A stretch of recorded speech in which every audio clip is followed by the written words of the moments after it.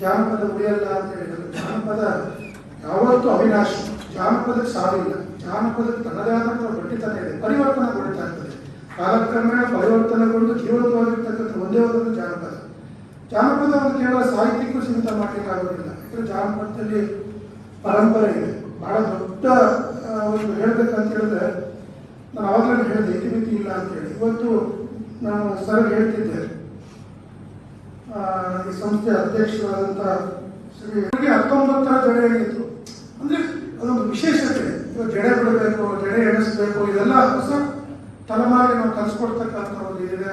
ಸಂಪತ್ ಅವರು ಬಹಳ ಒಳ್ಳೆ ಗಾಯಕರು, ಬಹಳ ವಿಶೇಷವಾಗಿ ಜಿಲ್ಲೆಯಲ್ಲಿ ಜಾನಪದ ಮುರಿದು ಕಟ್ಟಬೇಕು ಅನ್ನೋದೇ ಒಂದು ಉದ್ದೇಶದಿಂದ ಹೊಸ ಹೊಸ ಪೀಳಿಗೆಗೆ ಜನಪದದ ಹಳೆ ಪರಿಚಯ ಮಾಡಬೇಕಾಗಿದೆ, ಹಳೆ ಸಂಸ್ಕೃತಿಯ ಬಗ್ಗೆ ತಿಳ್ಕೋಬೇಕಾಗಿದೆ.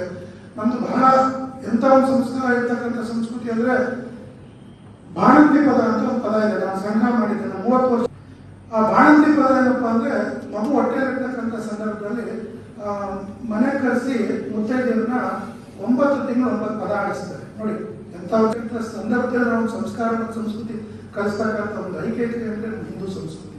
ಈ ಸಂಸ್ಕೃತಿಯ ಬಗ್ಗೆ ಹೆಚ್ಚು ಮತ್ತೆ ಜಾನಪದ ದೇವ್ರನ್ನೇ ಸುತ್ತುಳಿತಾ ಇದ್ದಾರೆ. ಜಾನಪದ ಯಾವ್ದಾದ್ರು